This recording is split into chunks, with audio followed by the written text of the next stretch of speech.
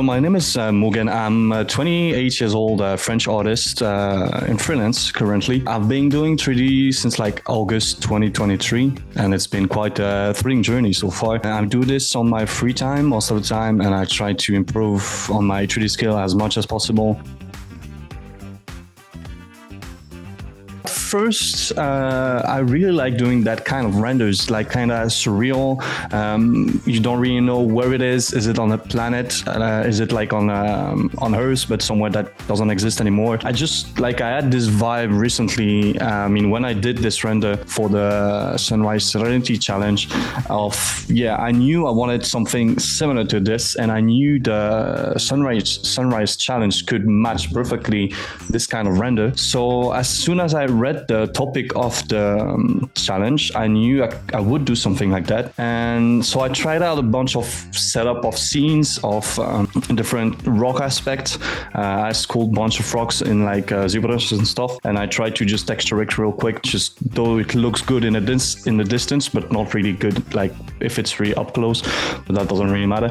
And yeah, I tried to day by day. I really didn't push myself for this one. I really took my time. It took me a few weeks, I would say, to really finish the project. I was maybe spending sometimes like a bunch of hours a day and then leaving it aside and just slowly building it till like it just clicks together and just give that piece that just won the challenge. The initial spark of inspiration, I think it's come from like the character that I use. Both characters I use in a lot of scenes in that kind of render with like rocks and like weird landscape. They come from like music clip, Aviva, and they're like this astronaut and that girl with white hair, and I don't know, I always have that kind of serenity while watching at them, and I feel like that's why I wanted like just two people chilling watching at like a distant landscape, and yeah, that's about it. And afterward I just try out stuff and try to make it like look as good as possible.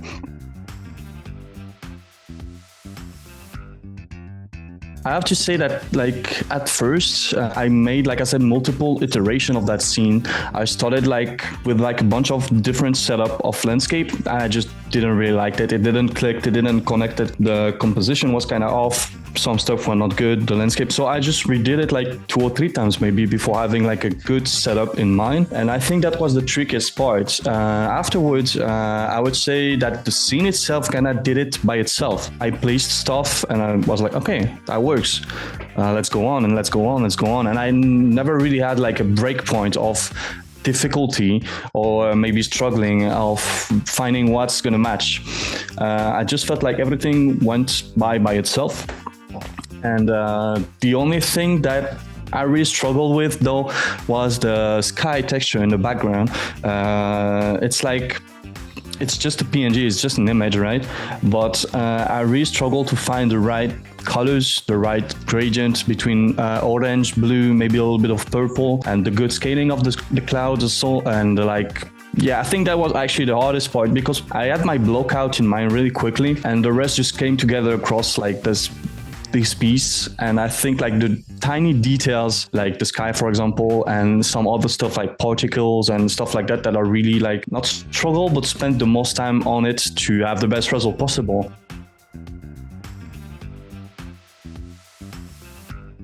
Speaking of creativity, it's really relative.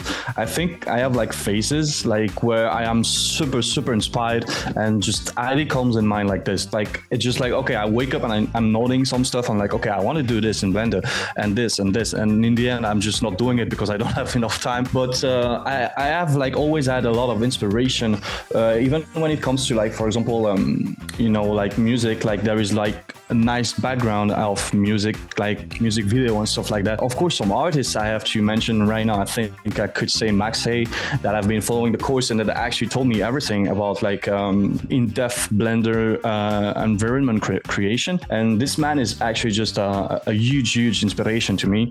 When I'm just stuck, I don't know what to do, for example, on Blender, and I know I want to do something and I'm trying stuff and just doesn't click, it doesn't connect, it just doesn't look good. I just scroll through his Instagram his work, and I'm just like, okay, this is amazing. I'm just gonna pick this idea, rework it, of course, a little bit, and then I also have like other inspiration. I would say Kulder Lement is a digital artist, and is also like a great inspiration when it comes to times that I don't really know what to do. But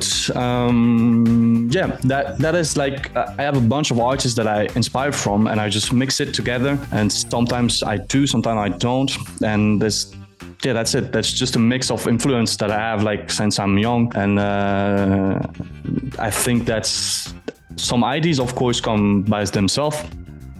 And it's just like I said, I think it's just like sometimes you do have a lot of ideas, sometimes you don't, and then you need to get this inspiration back in your workflow, and then you use inspiration from other artists and stuff like that.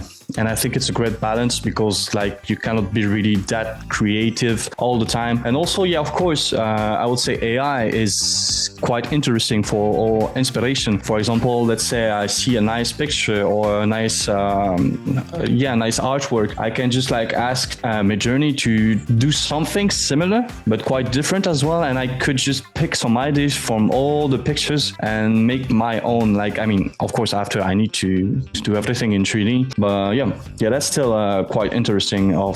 Like, I know a lot of people struggling a lot with like inspiration. I think you should just like let go, and sometimes find inspiration not by yourself, but like inspiring from other. Of course, I'm not saying copying the art. I mean, you can. It's a good practice. But I think inspirations come from everywhere, and that's the most important. I've been using FoxRenderfarm a lot a few months ago, before I actually had my new setup. Sadly, I gotta say right now I'm not using it anymore. I've just bought like a 5K Euro PC, and I've just don't need it. Though before that, I was using it a lot because I was struggling with like my current setup. And I think, like I said, like those kind of render farm, I was just searching on the internet, like what is the best render farm and stuff. And I saw FoxRenderfarm coming up often, and I was like, okay, let's give it a try. There's like a free coupon that just can make you render image for free, basically, before you need to just like put some money in it. And even then, it's quite affordable, I would say, rather than buying a PC that costs like a liver. For me, it's been quite a good experience. I gotta say, I had a bit of struggle actually setting up the first virtual machine. I don't remember what to call it. Like, just to select the good version of Blender, the good settings and stuff. And that is what I struggled the most with. But once this is set up, I gotta say it's pretty easy. You send your file, you send your stuff, and it does it pretty fast. And it's also pretty good for everything that is animation related. It can just like give you those preview image. It can render pretty fast as well, and that is really a good way of working if you don't have the PC for making animation and stuff like that. And before that, I was rendering all my animations with FoxRenderfarm, and that was pretty useful. So I mean, in my opinion, when like there's a lot of people that don't have like a massive PC, because 3D is really like consuming a lot on your PC, on every resources and stuff, and render can just take like forever, like really forever. And in the meantime, you cannot do anything else, because most of the time you only have one PC. And the fact that you can send to FoxRenderfarm, and then after you can just work on and continue on, rather than waiting like 8 hours, 10 hours for an image to render, well, that's amazing. In my opinion, that's amazing. Finding your style, I would say, I mean, even myself, I'm still searching for my own style. I mean, people say sometimes that I have my own style already, but I do not really agree with it. I'm still looking, I'm still trying to improve, I'm still trying to get that momentum of, okay, this is nice and this is really unique. It's really hard. I mean, you won't make anything, I mean, at the first, unless you really know what you want to do and you have like a really specific idea in mind, and then you will be able to just like go in and just do something unique. Nowadays, like you said, there's so many artists, so many 3D artists, and even more now that we have like AI, a lot of people are just creating a lot of image that were not existing before. And it's just, a lot of people I think are scared of like not being creative, I mean, not creating something new.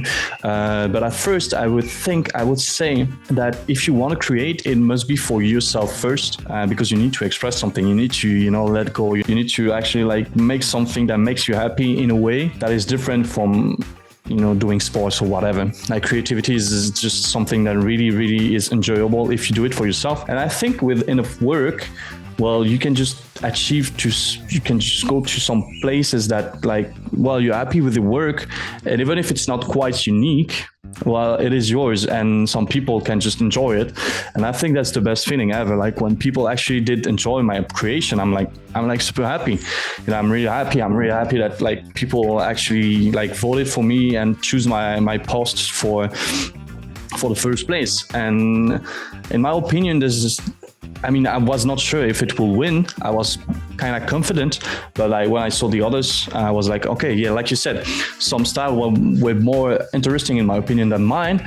But I guess you should focus first on, like creating your own art for yourself, and then after, with time, with experience, with like a lot of references, a lot of inspiration, then you can lean toward your own personal style, and just don't give up. Like don't be disappointed by your work. I mean, you will be disappointed by your own work, and it's normal, and it's a good thing, because if you're always okay and happy with what you do, you don't really improve anymore. I think you should always try to improve, try to seek out what's bad in your render. That's why the Kaizen challenge is so nice, because it tells you, it highlights really well what's wrong with your scene and where to improve. And I think, if you're a beginner, I mean, I am a beginner myself. I have less than a year in 3D, but I think like the perseverance and just putting as much effort as possible into it is the only way. As long as you do it for yourself, it's just